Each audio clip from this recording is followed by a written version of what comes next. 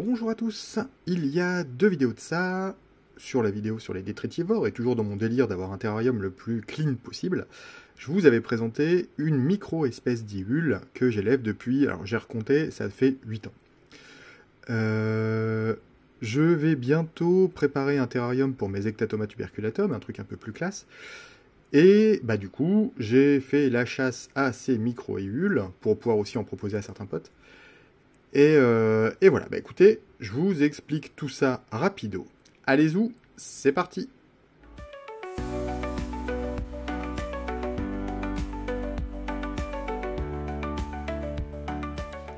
Le terrarium en question, c'est celui-ci. Pour l'instant, rien de fifou.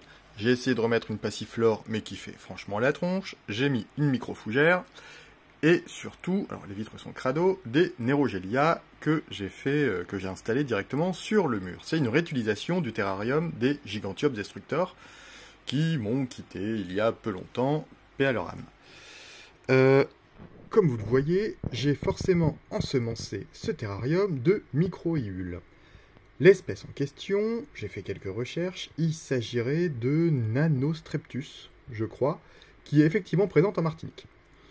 Donc, c'est une toute petite espèce qui me sert de détritivore et qui permet de lutter, on va dire, contre les acariens, tout simplement. Alors là, pour le coup, elle est plutôt cool, elle est plutôt tranquillou, mais d'habitude, ça speed un peu plus. D'où le fait que je m'excuse d'avance de la qualité de certaines images. On voit un bébé derrière, donc il y a bien de la reproduction dans les bacs.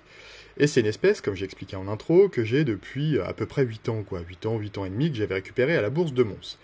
Je pense d'ailleurs profiter de cette bourse pour en filer à certains potes et certains amis qui m'ont parfois dépanné, et dans tous les cas, c'est toujours bien d'avoir plusieurs retours. Là, quel est l'intérêt de l'installer dans ce type de terrarium? Alors, là, on va le voir, il y a pas mal de branches, et au niveau de ces branches, j'espère qu'on va les voir, elles vont s'attaquer. Là, on en voit certains individus qui vont manger du coup sur le bois mort et qui vont nettoyer toutes les impuretés, en fait, au niveau du bois. Et on doit en trouver aussi, je crois que j'en avais vu au niveau de ça. C'est quoi comme bois? C'est tout simplement du cerisier. Pourquoi installer ce type d'arthropodes dans ces terrariums?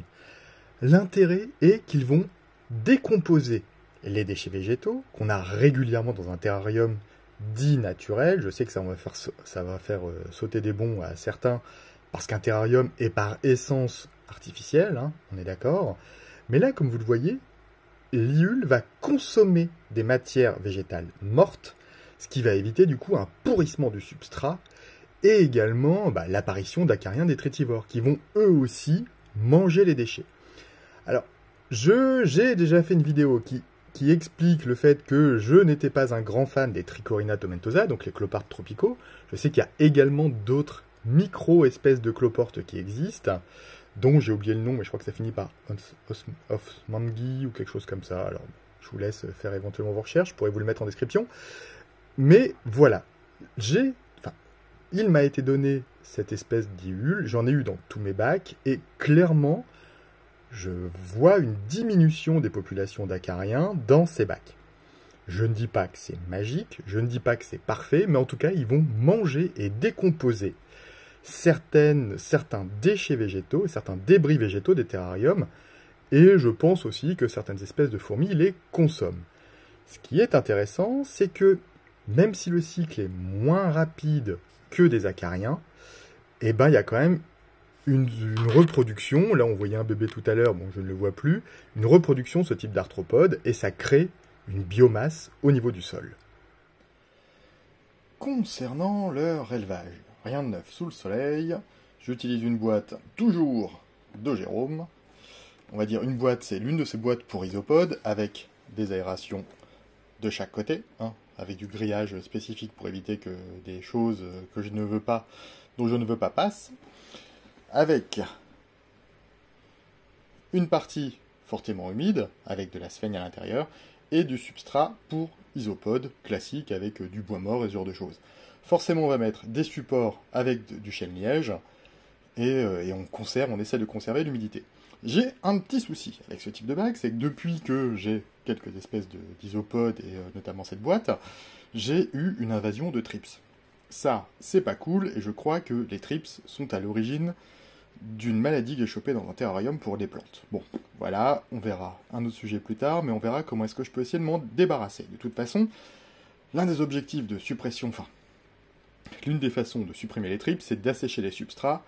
Là, en l'occurrence, je vais éviter de le faire sur des espèces de ce type. Hop.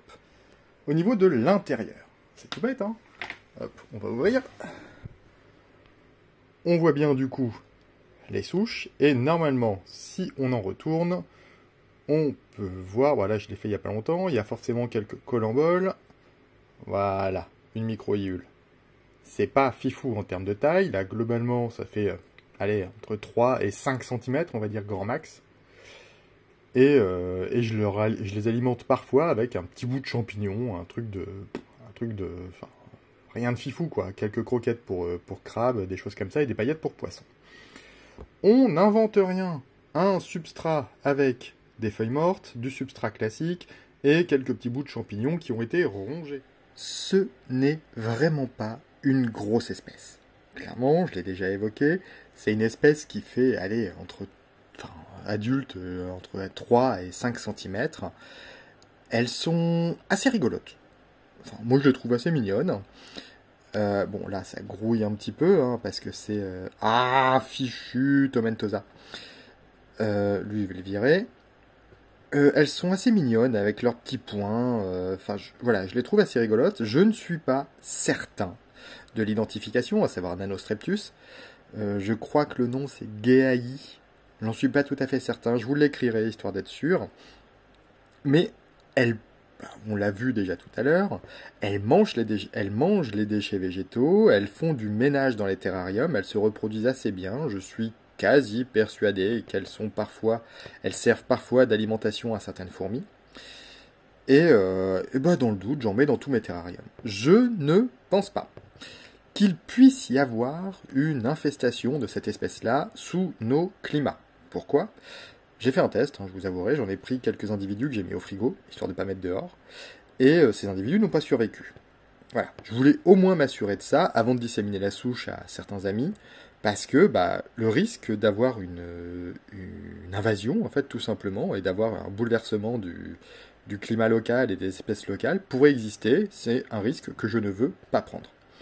Donc au frigo, ça meurt, sous nos latitudes, du coup, je pense qu'au premier hiver, ça pourrait mourir. Donc, il n'y aurait pas de danger pour la faune actuelle. Je ne dis pas, si vous habitez dans un pays tropical, là, il pourrait y avoir un risque, mais clairement, chez nous, le premier hiver, boum, ça meurt. D'ailleurs, mes substrats, on va pas dire, pour en stériliser une partie, pas totalement, en fait, l'hiver, c'est là où je fais mes changements de terrarium, et du coup, c'est l'hiver que je mets mes petits sacs de substrat dehors, histoire que ça crève, tout simplement, et qu'il n'y ait pas grand-chose qui survive à ça. C'est donc une espèce mignonne, et puis moi je la kiffe, quoi. Et le mode d'élevage, il est franchement simple, hein. Il n'y a pas besoin de chauffer. En tout cas, je pense que si l'on chauffe, on aurait de meilleurs résultats. Pour l'instant, je ne les chauffe pas. Je les mets dans les boîtes que vous avez vues tout à l'heure. Et ça fonctionne bien. On a des petits, j'ai de la reproduction même dans les terrariums, même si les fourmis peuvent taper dedans, hein, clairement. Ils cohabitent plutôt bien. C'est pas une grosse espèce, à la différence de tout ce qu'on pourrait trouver c'est quoi l'espèce Archispirostreptus, je crois, Gigas. Les gros bazars, là, les grosses saucisses noires qui sont gavées d'acariens. Là, je n'ai jamais vu d'acariens sur cette espèce. Donc à la différence des autres, aussi Westy, Spirostreptus et tout ça, on a souvent des acariens au niveau des pattes. Voilà, c'est pas le cas, vu la taille du bébé, vu la taille du bestiau, il n'y a pas d'acariens là-dessus, quoi. Tout ce que ça fait, c'est que ça nettoie les déchets végétaux. Je leur donne régulièrement une petite rondelle de champignons. On cuisine pas mal de champignons à la maison.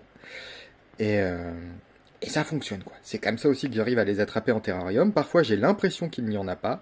Et en fait, il y en a. Il suffit de poser un morceau de champignon dans le terrarium et on les voit débouler, on va dire, dans l'heure qui suit. Donc, ils sont mignons. Je trouve qu'ils sont mignons.